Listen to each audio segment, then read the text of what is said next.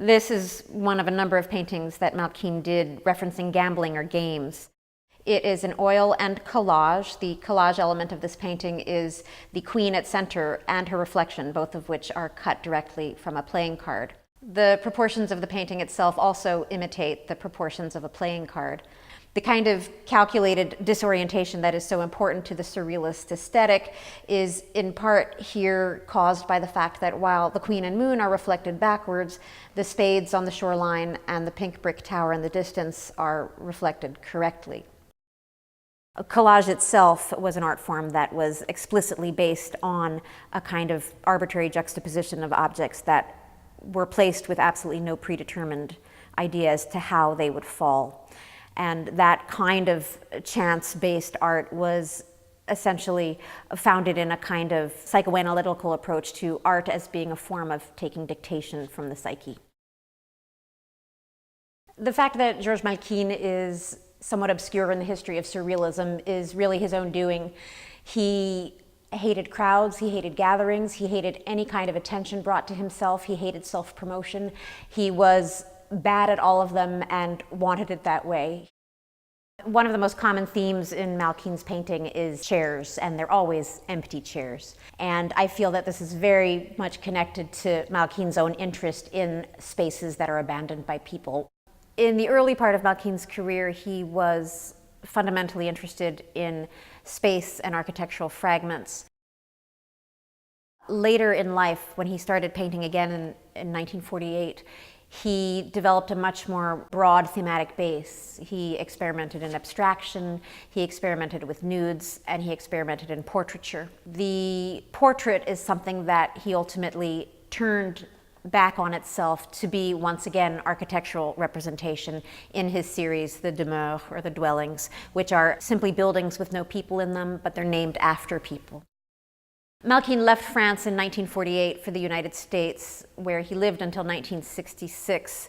And during that time, he did not correspond with any of his old friends from the Surrealist movement. And in fact, many people had written him off as dead. He was that out of touch. And this is all part of the kind of cagey personality that is Georges Malkine.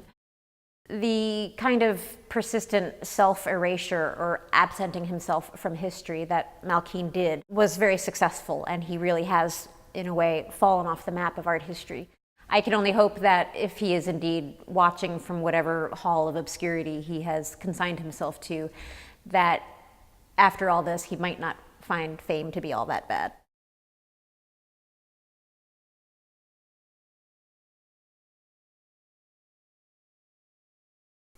I got to know my father as a person, not as a surrealist. He was basically a kind man and very passionate man, but quietly. All his passion went into his work. He was very smart, very worldly, very well educated, and very funny, but also very sensitive. He could be offended very easily.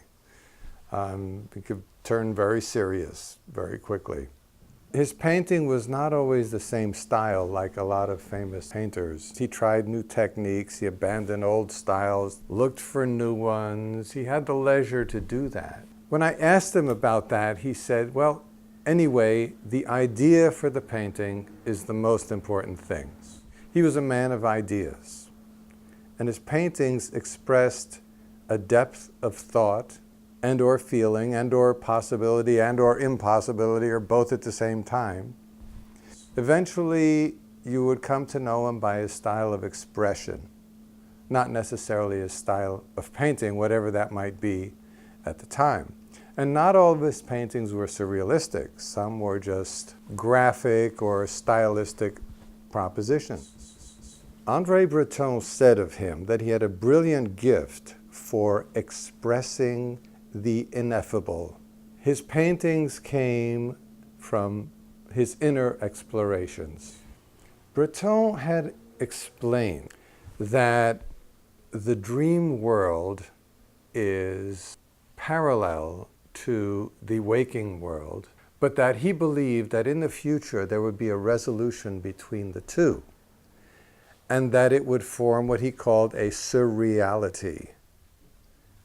And my father's paintings are, I feel, snapshots of this continuum that Breton was talking about. My father wrote about the absolute necessity of staying in touch with his sensibilities and his impressions from childhood. And despite all he'd been through, 2 wars and myriad kinds of human experiences, he always preserved his sense of wonder, his sense of the marvelous, and the belief that every canvas should be a new adventure